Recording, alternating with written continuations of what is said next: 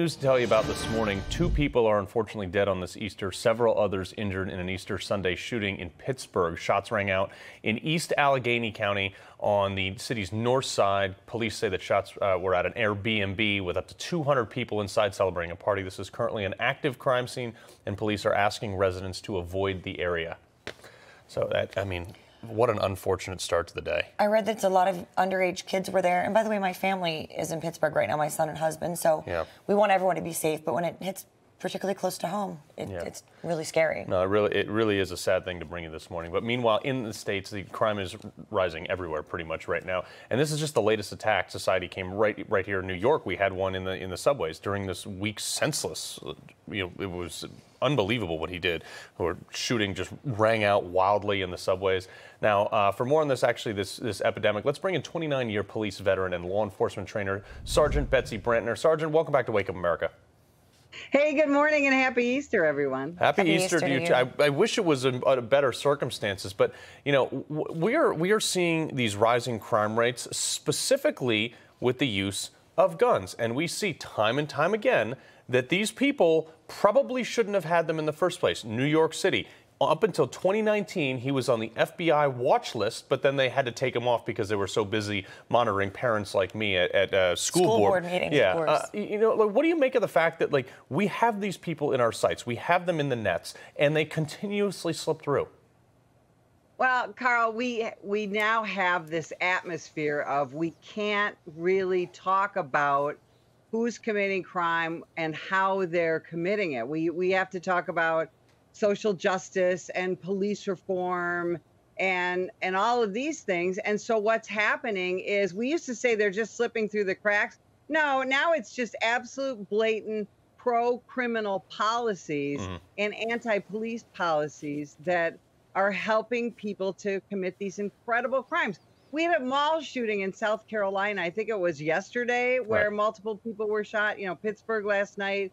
The Brooklyn terror attack that almost nobody is talking about. And of course, we're going to wake up this morning to multiple shootings in Chicago, New York. Just in New York alone, crime is up nearly 60%. Wow. We have got to go back to what works, and that is prosecuting the criminals that the police arrest. We're going to hear, I'm sure, more talk about gun control, gun control, gun control in the week to come. We do not use the gun laws we have on the books. It's not about ghost guns, and it's not about more laws. It's about prosecuting criminals and letting cops do their job. And I feel like, Sergeant, that so many crimes now, unless they fit a certain narrative, no one's talking about it.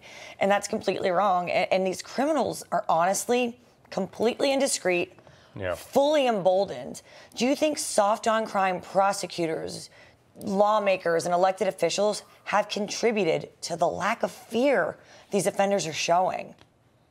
Well, of course they have. If you have no fear of having to sit in jail and await your trial while after you commit an armed robbery or a rape or whatever, then why would you not continue your crime spree? And that's what we're seeing all over with these progressive prosecutors and the no cash bail policies, things like that.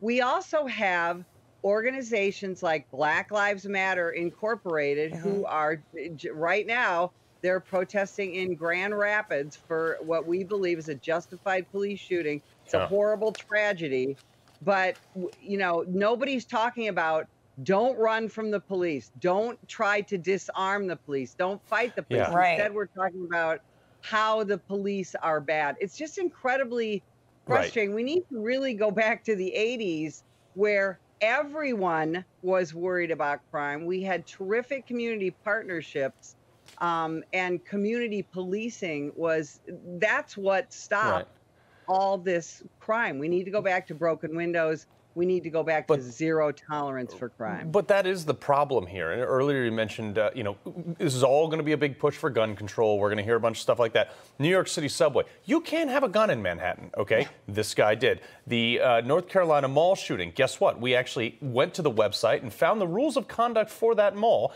you can't have a gun in there. Airbnb, it says clearly in their rules of engagement that you have to have your guns secured on those premises.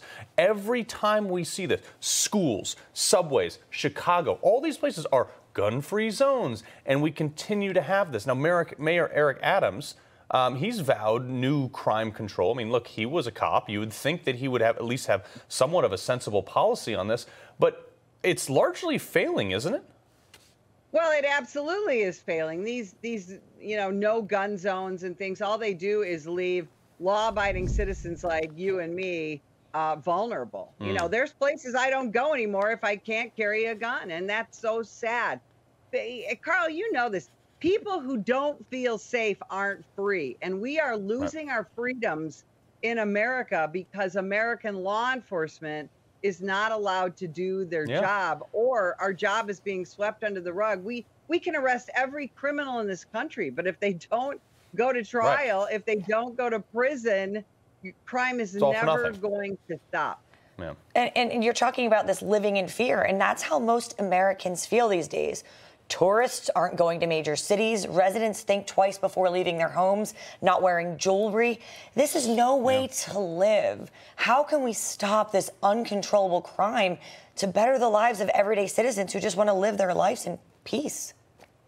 One of the things that the American public really needs to do is to get loud about their desire for law and order and for their support of American law enforcement. We also need them to understand the truth. There is a false narrative out there that American law enforcement is the problem. I mean, we know that's not true. It's not. But it's a lot sexier, quite frankly, to show a video of a police officer in a fight with a suspect than it is to talk about the lengthy process that it takes to get someone through the court system and put them in prison. It really is, and it's difficult when you guys especially are putting on bulletproof vests every day to go out there and you're handing over to a prosecutor. It's like, no bail. Sergeant Betsy Brantner, we appreciate you joining us on Easter. Happy Easter.